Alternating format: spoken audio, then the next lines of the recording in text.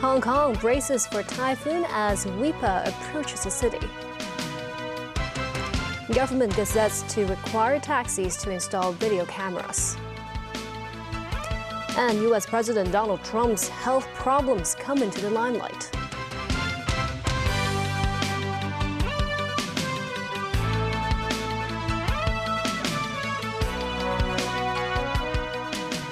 Good evening, and thank you for joining us. The Hong Kong Observatory said tropical storm Weipa is expected to enter within 800 kilometers of Hong Kong around midnight tonight.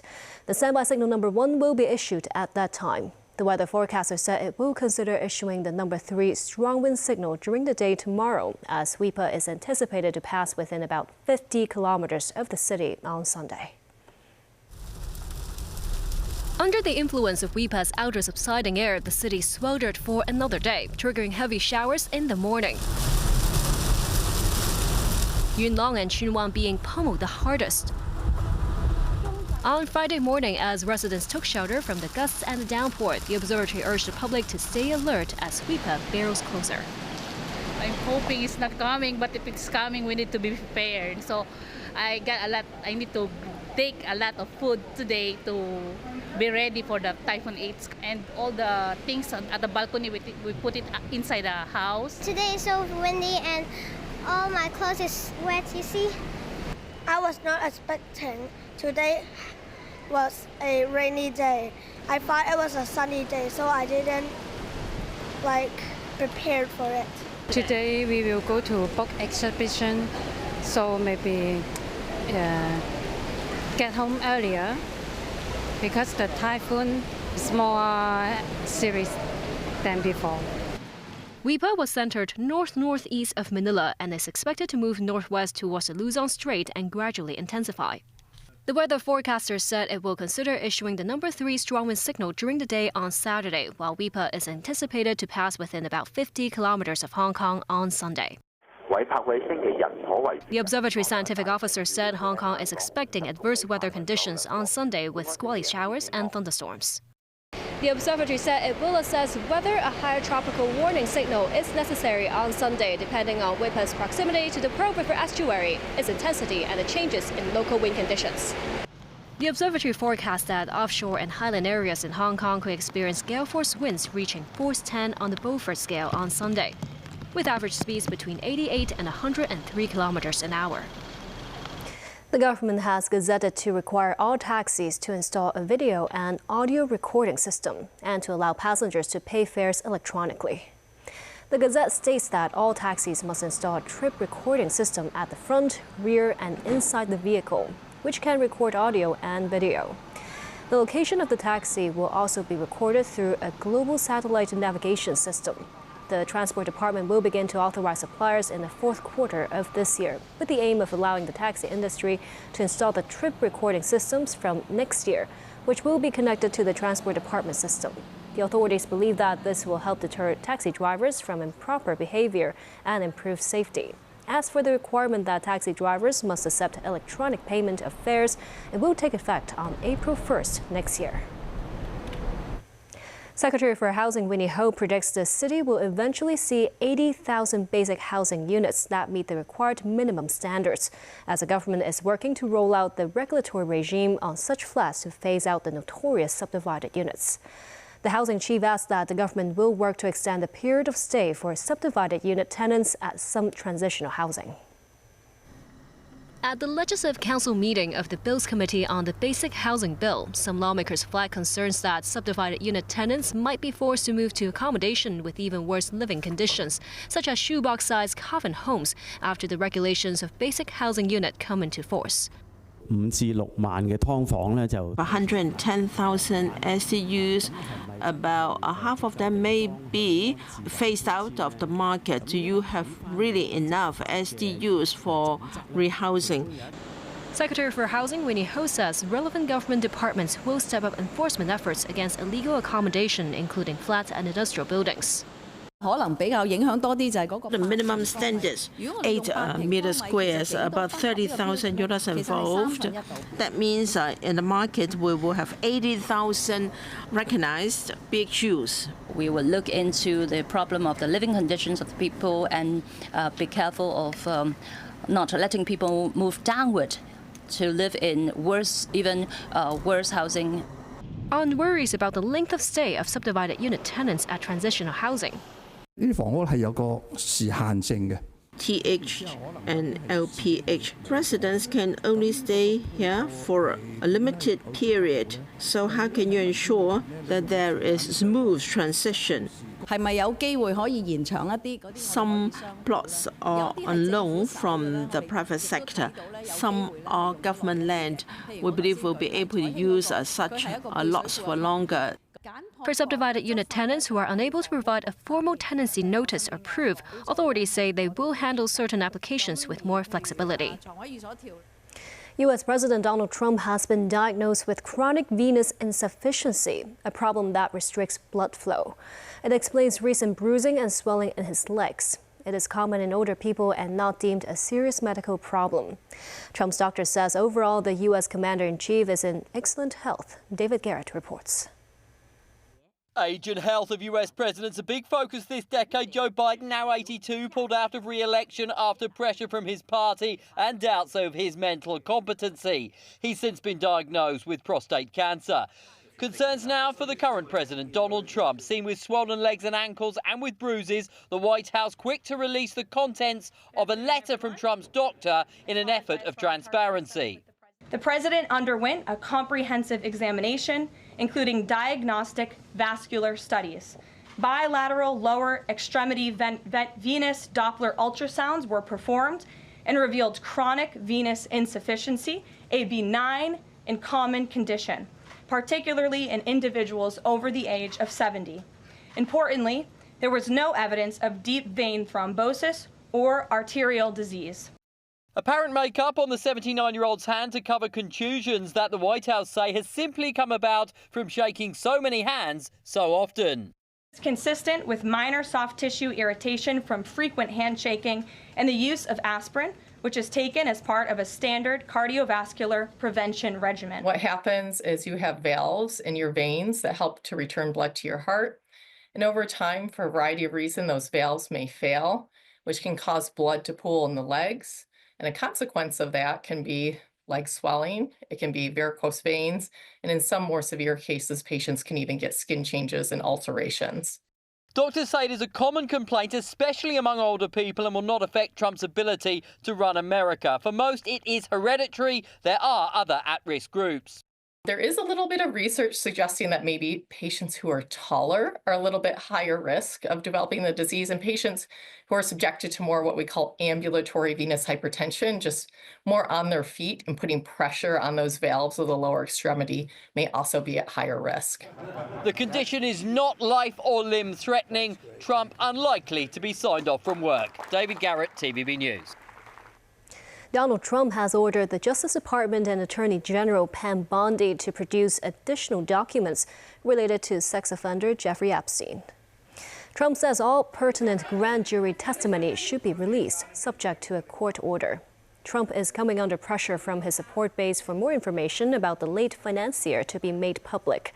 Trump's being questioned about his own friendship and dealings with Epstein, who died in jail in 2019 after he was arrested for a second time and charged with sex trafficking. The Wall Street Journal claimed Trump sent birthday wishes to Epstein in 2003 before Epstein was charged with sex crimes. Trump has said the letter is fake and has threatened to sue the newspaper.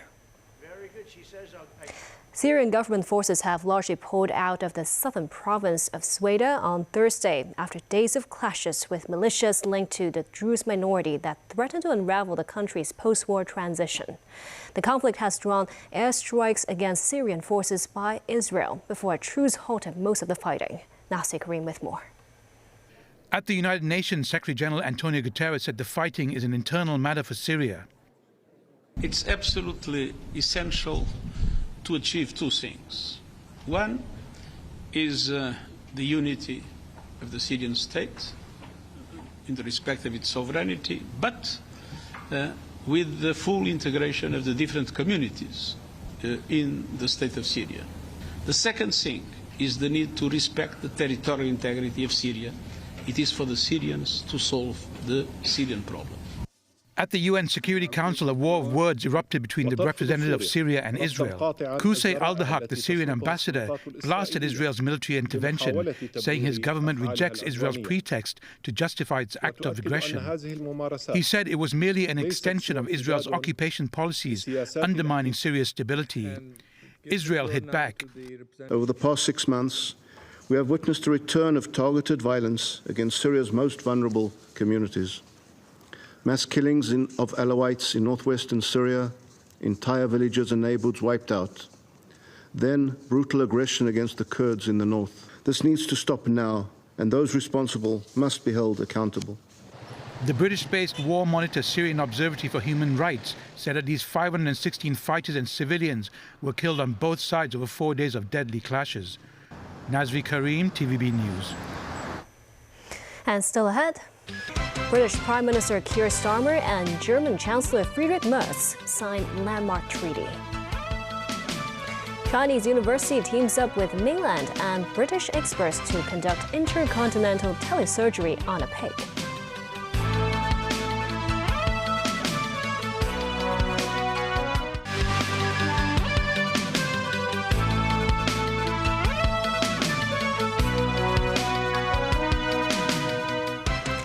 Welcome back. The U.S. Commerce Department is reportedly planning to set a preliminary anti-dumping levy of 93.5% on imports of Chinese graphite, a key component for electric vehicle batteries. This despite China's repeated statement that its industrial subsidy policy follows the principles of openness, fairness, and compliance, and complies with World Trade Organization rules. Danny Zhou has the report. The U.S. Commerce Department issued a preliminary ruling on Thursday that anode-grade graphite from China is being sold to the United States below fair market value because of unfair subsidies. Chinese suppliers of the material will be hit with anti-dumping tariffs of 93.5% on top of other levies, which could bring the total rate as high as 160%. A final decision is expected by December the 5th. Meanwhile, Chinese Commerce Minister Wang Wentao said that any attempt at forced China-US decoupling is bound to fail. Wang said China-US trade has seen ups and downs over the years, but remained generally stable, adding the two countries also remain key investment partners with close exchanges between their business communities. Wang noted earlier negotiations held in Geneva and London showed there was no need to return to a trade war. The minister, who met with NVIDIA's CEO Jensen Huang on Thursday, has affirmed Beijing's commitment to opening up and welcomed multinational corporations such as NVIDIA to provide Chinese customers with quality products and services. In another development, Canada's finance minister said at the G20 gathering in Durban that major economies cannot allow uncertainty to become the new norm in the face of trade restrictions and increasing tariffs. Danny Zhou, TVB News. UK Prime Minister Keir Starmer and German Chancellor Friedrich Merz signed a landmark treaty on Thursday, their first major pact since the end of World War II. The treaty takes in defense ties, Ukraine policy, and the battle against criminal gangs ferrying in migrants across the English Channel. Merz said it was a historic day for German-British relations. Nasri Karim has more. British Prime Minister Keir Starmer and German Chancellor Friedrich Merz looking relaxed and content as they walk towards number 10 Downing Street. The two leaders have just signed the Kensington Treaty that pledges to tighten defence ties and step up law enforcement cooperation against gangs that smuggle migrants across the English Channel. Inside the Prime Minister's iconic office, Merz hailed the historic nature of the treaty. I was really surprised as well to realise that this is the first agreement between our respective countries after the Second World War. We never had one, and this is really historic that the United Kingdom and Germany are able to finalize an agreement like this one, which goes so deep in our respective policies. At a later news conference in Hertfordshire, Starmer highlighted gang-related arrivals as a priority, with about 37,000 people detected crossing the Channel in small boats in 2024. And that is why, earlier today, we did something genuinely unprecedented.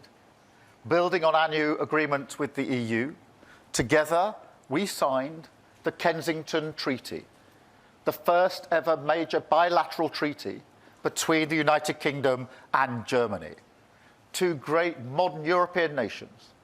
It's an expression of our shared aims and values.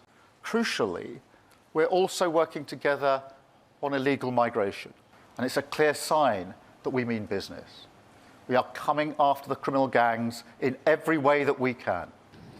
Merz and Starmer also discussed topics including ways to boost European support for Ukraine, following US President Donald Trump's announcement of a plan to bolster Kyiv's stockpile by selling American weapons to NATO allies, who would in turn sell arms to Kyiv. Nazri Karim, TVB News. In the U.S., the House gave final approval to President Donald Trump's request to claw back about $9 billion for public broadcasting and foreign aid. Daniel Rao tells us more. The vote marks the first time in decades that a U.S. president has successfully submitted such a request to Congress. The House passed the bill by a vote of 216 to 213. The package cancels about $1.1 billion for the Corporation for Public Broadcasting and nearly $8 billion for a variety of foreign aid programs. The cancellation of $1.1 billion for the CPB represents the full amount it is due to receive during the next 2 budget years. The White House says the public media system is politically biased and an unnecessary expense. The corporation distributes more than 2/3 of the money to more than 1,500 locally operated public television and radio stations. Much of the remainder is assigned to National Public Radio and the Public Broadcasting Service to support national programming. Among the foreign aid cuts are $800 million for a program that provides emergency shelter, water, and family reunification for refugees. That's in addition to $496 million to provide food, water, and health care for countries hit by natural disasters and conflicts. There also is a $4.15 billion cut for programs that aim to boost economies and democratic institutions in developing nations. Still, House Speaker Mike Johnson said the vote shows U.S. President Donald Trump's administration is delivering on its pledges of fiscal responsibility. We clawed back $9 billion in taxpayer funds and wasteful spending, fraud, waste, and abuse. We've been targeting that every area. The effort to claw back a sliver of federal spending came just weeks after Republicans also muscled through U.S. President Trump's tax and spending cut bill without any Democratic support. The Congressional Budget Office has projected that measure will increase the U.S. debt by about $3.3 trillion over the coming decade. Dan Ryle, TV News. A deadly blaze broke out at Shek Wai Kok Estate in Tsuen Wan this afternoon. During the fire, a man fell from his flat and was certified dead after being rushed to hospital. Flames and smoke could be seen engulfing the building. Police received reports about the fire at around 4 p.m. Firefighters reached the scene and put out the flame. Around 80 residents evacuated on their own. During the fire, a resident of about 60 years old plunged from a unit and fell into a coma. After being rushed to a hospital for emergency treatment, he was pronounced dead. Authorities are investigating the cause of the fire and how the man fell. The Chinese University of Hong Kong's Faculty of Medicine has teamed up with medical teams from Shanghai and the UK to perform an intercontinental telesurgery on a pig model, using locally developed surgical robots. The CUHK Medical School said the procedure proved the reliability and safety of telesurgeries and stressed it will strengthen international medical exchange. Timothy Lee reports.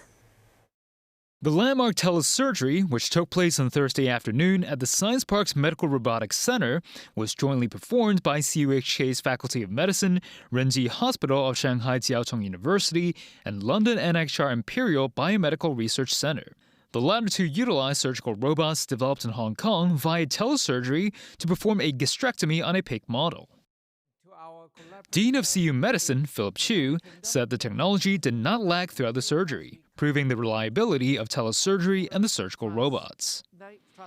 He added the procedure made breakthroughs in the surgical world and gives hope that patients in distant locations can have speedy access to surgeries. Chu noted the robots are best used for properly trained surgeons who need assistance with the more challenging parts of their medical procedures. As to when the robotic telesurgery system will enter into its human clinical trial phase, Chu said it should take around 2 years. They need to collect more animal experimental data and clarify who takes responsibility in such a joint operation. He added the initial phase of telesurgery on humans will focus on simpler procedures like gastrectomies and prostate resections. Timothy Lee, TVB News. And that's the news. Thank you for watching.